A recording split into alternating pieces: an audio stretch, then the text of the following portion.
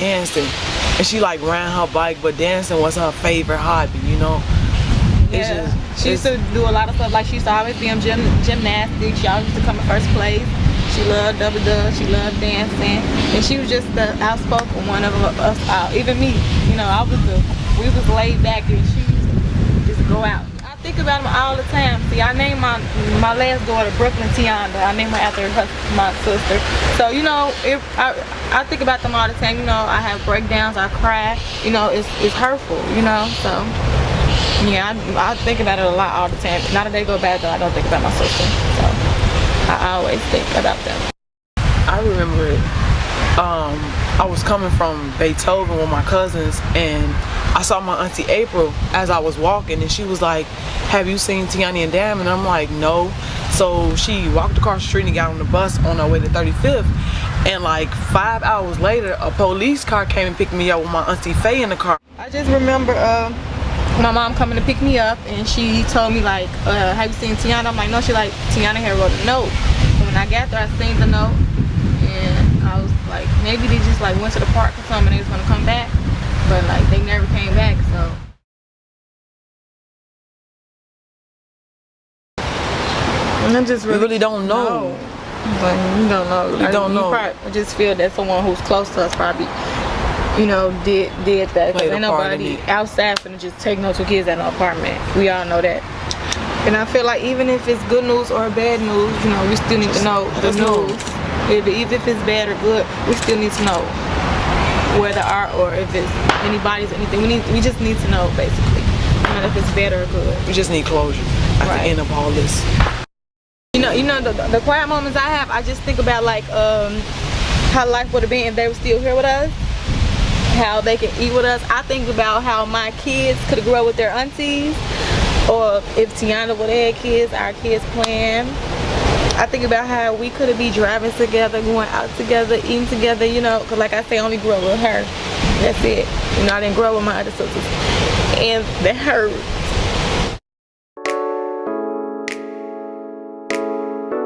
Hello everyone, and welcome to the channel. This is Talking Crime, and my name is Shanira. Today we're going to talk about a topic that many people have addressed. But in order for us to find these two young girls, we have to keep it going. Today's video is going to be about a young lady named Tionda, age 10, and a sister named Diamond, age 3. Yep, you got it right. The Bradley sisters. Unfortunately, July 6th of 2001, the Bradley sisters will go missing. And until this day, they still haven't been found. Their mother, Tracy, would leave the house around 6:30 a.m. to go off to work. Now, Tracy had 4 daughters. At this time, it was only Diamond and Tionda home alone. The other 2 sisters on July 5th would be taking over a family member house. Some said the grandmother, but others not quite sure which family members. But these 2 young ladies would be taking over a family member house to spend the night. So that's what left Tionda and Diamond at home alone. Now, Tionda was the oldest sister, and she was 10 years old, and Diamond was just 3 years old. Tracy left him home. Unfortunately, on July 6, 2001, these girls would be seen early morning and never be seen again. Now, it was said that Tracy, the mother, left the house around 6:30 in the morning. She gave specific details to her daughter Tionda of not opening the door for strangers and basically not opening the door at all, even if it was a family member. Unfortunately, Tionda trusted whoever it was that encouraged her to open the door, and now they're nowhere to be found. Know that if this is my niece, somebody did this to her. We begin with what could be a bombshell development in a 2-decade-old cold case. A woman in Texas believes she might be missing Southside girl Diamond Bradley. Tia Ewing joins us from the live desk with stunning new details tonight. Tia. Well, Don and Corey, we're really just scratching the surface of this story tonight. It's a story that garnered national attention. The Bradley family is closer to the possibility of solving this mystery that's put their lives on hold for 20+ years. And it all started with this TikTok video. Here with Diamond Bradley. It's a trail that has gone cold. Where are Diamond and Tionda Bradley, missing for 22 years from Chicago's Bronzeville neighborhood, then 3 and 10 years old? They simply vanished without a trace. But this TikTok video has the case back in the spotlight. This is Diamond Bradley. Can I see your scar? She still have that scar. This age progression photo from missing and exploited children mentions the scar that Diamond has on her left side of her head and her hairline. And when I talk to her face to face like I'm talking to you, I can see the scars. That one. Shalia Bradley Smith, the great aunt, has been fighting to find the girls. She says the woman in her 20s lives in Houston and reached out to her. She orchestrated for her to go and talk to the FBI. I was on speaker and he said, yeah, we've been expecting you, but you can't take your telephones in. The FBI spoke with a woman for 45 minutes and did take her DNA. Right now, test results are pending. It will be compared with the girl's biological mother. She said they gave me a cheek swab and they fingerprinted me. Ross Rice, former FBI special agent, says the DNA will take some time. They have to process the swab and get a DNA reading on that, and then they have to compare it to the known sample that they have, and that will tell them if there's a match or not. If she is Diamond Bradley, where has she been for 22 years? Her great aunt says living in the northwest part of the country, treated inhumanely. Over the years, held captive, fed steroids to make her body growner than what it was for sex trafficking, drug-induced, living on the streets after escaping. And where is Tionda, who was 10 at the time the sisters disappeared together after leaving a note saying they were going to the store and to the playground? I said, what happened to Tionda? She said, you know, I remember we were in a car and I was with her for a while where they had us at, and she said, I woke up one day and Tionda wasn't there. In this case, a lot of stuff is just confusing. It's all over the place, causing this case to go cold. Unfortunately, we don't know exactly what happened between the hours of 6:30 and 12 noon. But this is what we do know. We know that Tracy left for work at 6:30 in the morning. She called her house at 7 and 8 with no answer from Tionda at all. It seemed strange to Tracy, but she kept working. She wound up getting off at 11:30 in the morning and then going back home. But here's the details. Tracy knew two guys by the name of George. A George Sr. that lived upstairs in the same apartment complex, and a George Washington that was said to be Diamond's father. Now, George Washington did come over early morning around 4 or a little bit earlier than that and stayed with Tracy until 6:30 in the morning, taking Tracy home because she usually would ride a bus to work or walk. But this day, George Washington took Tracy to work at 6:30 in the morning. Now, George supposed to ran a couple of errands before coming back at 11:30 to 12 noon to pick up Tracy to take her back home. Now, George, we don't know what happened in between the hours of him dropping Tracy off, but what we do know is Tionda and Diamond was still at home. Now, Tracy, before leaving the house, gave specific details, even though Tionda knew the rules, to not open the door for strangers and definitely not open the door for anybody, even family members. She was to call her before making any decisions like going outside or anything, because Tionda will open the door for someone. Until this day, Tionda and Diamond has not been found or it's really no new information at all.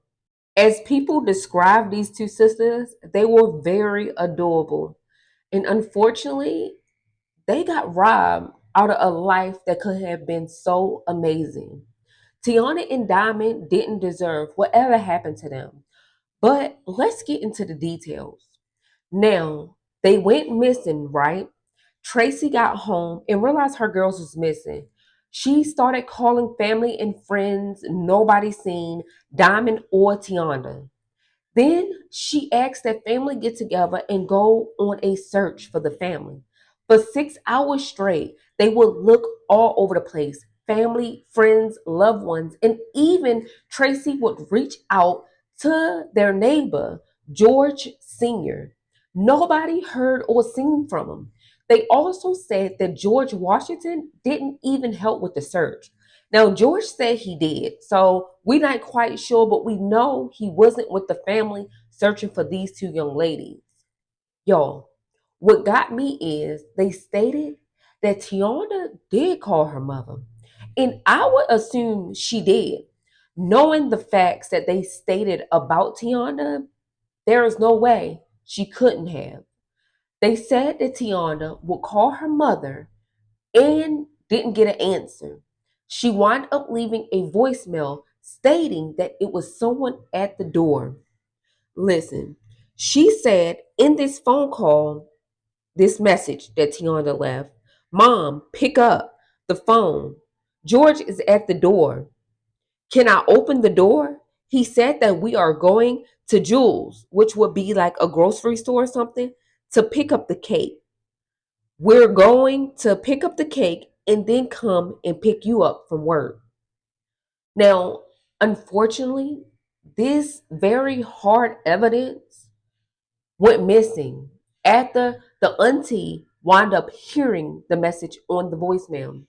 Now, they said the reason why the auntie heard the voicemail first is because she controlled Tracy's phone lines because she helped, get her phone service and stuff on. But this particular evidence was erased, or no one knows what happened to this voicemail. Now, I believe this voicemail because they said that Tiana was very responsible. There would be no way that Tiana wouldn't have called her mother and left a message. But who other than a person that Tionda would trust, would encourage her and influence her to open the apartment door?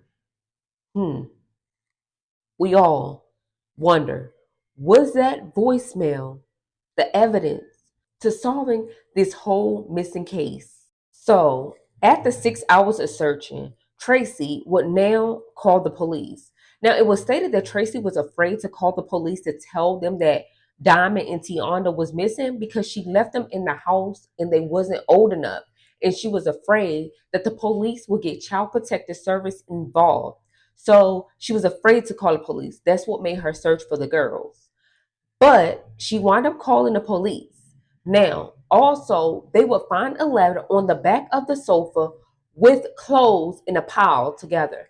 But they would find a letter and they would read the letter stating that Tionda said that her and Diamond was about to go outside to a playground, even though she knew that her mother would not agree to that. It also said that her and her sister would be back. When analytics and everything that go over the letter, they realized that this was Tionda handwriting. But family and friends said Tionda had to be coached to write this letter. Now, unfortunately, they was not on the playground and it was some kind of misunderstanding. Now, children sometimes remember seeing each other, but they don't remember the exact date and time. Children were questioned at the playground, and they stated that they did see Tionda and Diamond at the playground, but there was no evidence that these two girls were at the playground. Now, police and everything got footage from stores and everything, and on one footage, they seen two girls walking past the store that kind of looked at like Tionda and Diamond, but they couldn't quite put it all together. They would present this to Tracy, but Tracy started getting to the point where she was not cooperating with police. They will also do a lie detector test with Tracy and George Washington. And George Washington test came back inconclusive, but Tracy test came back that she passed. So we not quite sure why Tracy really stopped helping the police. But months go by and Tracy started back cooperating. She stated that the police had her feeling like they was trying to treat her as a suspect. And that's what made her kind of lean back from the idea of the police and start doing her own searching for her daughters. So Diamond and Tionda is still missing, you guys, unfortunately. Now, Tionda was born January 20th, 1991, and Diamond was born November 25th, 1997. Today, right now, Diamond would be 26 years old, and Tionda would be going on 33 years old by the end of this year. Y'all, this story was very heartbreaking. And until this day, Diamond and Tionda is still not found. And it's all over the place. This story is very sad. Now, George Washington and Tracy would wind up having a son together years later, and it was said that George got custody of the son. But you guys, Rita and Victoria was not home. What gets me is the family supposedly had a camping trip, right? The next day for Victoria's birthday. But it was only Tionda and Diamond still at home while Victoria and Rita was spending a night over a family member's house when George planned the whole trip for the family. I'm not getting why the other two sisters were not there for the camping trip, but Tracy allowed her other daughters to go spend a night. Like, it's very confusing. Did George already have a plan intact to get the other girls away because he wanted to do something to Diamond and Tionda? I don't understand. It was also said that it was a question whether Diamond was George Washington's, but then other people said that they got a DNA test and the test came back that Diamond was George's child. So I'm kind of clueless. Who on that voicemail was Tiana talking about? Was it George Sr. or George Washington? Everything is a blur and it's really confusing. Unfortunately, these two young girls experienced the worst thing any child could ever have happen to them, to be at home alone. Who on that voicemail was Tionda talking about? And what happened to such valuable evidence to this case? Unfortunately, we don't know. And still to this day, they have not found Tionda or Diamond. You guys, like, comment, and share this video. And drop down in the comment section what you think happened to Tionda and Diamond, or what could have been done better to solve this case. You guys, don't forget to subscribe to this channel. My name is Schneer, and this is Talking Crime. Peace.